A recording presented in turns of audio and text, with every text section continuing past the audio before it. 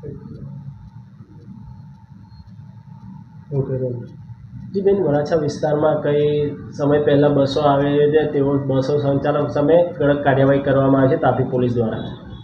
હાલમાં સુરત શહેર વિસ્તારનો વ્યાપ ઘણો વધી ગયો છે અને નવો વિસ્તારનો પણ જાહેરનામામાં અમલ કરવા માટે અમે વ્યાપ વધારી દીધો છે, જે અંતર્ગત હવે જે જાહેરનામું છે એમાં નવો વિસ્તાર પણ ઉમેરી દેવામાં આવેલો છે અને જે ભાર વાહનો લક્ઝરી બસ અને ડમ્પરો માટેનું જાહેરનામું છે એની કડક અમલવારી કરવાની શરૂ કરી દીધી છે. અમે લોકો વહેલી સવારે 4 વાગ્યાથી પોઈન્ટ લગાડીએ છીએ કે જેથી કરીને મોટા વાહનો સિટીમાં પ્રવેશ ન કરે અને જાહેરનામાનો ભંગ ન કરે.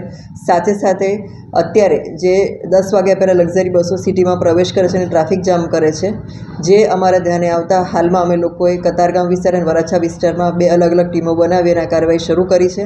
જે લક્ઝરી બસો 10 વાગ્યા પહેલાં શહેરમાં પ્રવેશ કરે છે એ તમામની ઉપર અમે કાર્યવાહી કરી રહ્યા છીએ અને વારંવાર જે બસો આનો નિયમનો ભંગ કરી રહ્યા છે અને ડિટેન પણ કરી રહ્યા છીએ. અને આ બંને ટીમો અલગ અલગ જગ્યાએ કામગીરી કરી રહી છે અને એનો અલગ અલગ સ્થળ પણ બદલવામાં આવશે અને સરપ્રાઇઝ રીતે અમે લોકો સ્થળ નક્કી કરી એના કાર્યવાહી કરી રહ્યા છીએ, જેથી કરીને 10 વાગ્યા પહેલાં કોઈ લક્ઝરી બસ શહેરમાં પ્રવેશ ન કરે અને ટ્રાફિક જામ ન થાય. બેન, આગામી સમયમાં ધૂળેટી જેવો પર્વ પણ આવી રહ્યો છે, તેને લઈને ટ્રાફિક જામના પણ થશે અને બસોનો પણ ઘસારો થશે, તો પોલીસ દ્વારા કઈ રીતની વ્યવસ્થા કરવામાં આવશે? હોળી ધૂળેટીને ધ્યાને રાખીને રેલવે સ્ટેશન અને એસટી બસ દ્વારા બી વધારાની બસો મૂકવામાં આવી છે. રેલવે દ્વારા પણ વધારાની ટ્રેનો શરૂ કરવામાં આવી છે.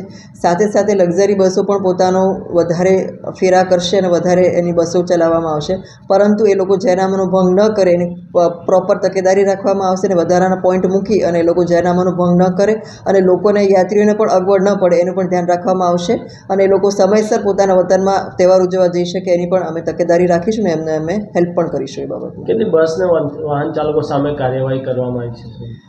ગઈકાલે જે કાર્યવાહી કરી હતી એમાં કતારગામ વિસ્તારમાં 25 બસો અને વરાછા વિસ્તારમાં 30 જેવી લક્ઝરી બસો પર કાર્યવાહી કરવામાં આવી છે અને આ કાર્યવાહી રોજે રોજ ચાલુ છે, જેમાં લગભગ 15થી 20 બસો ડિટેન કરવામાં પણ આવે છે.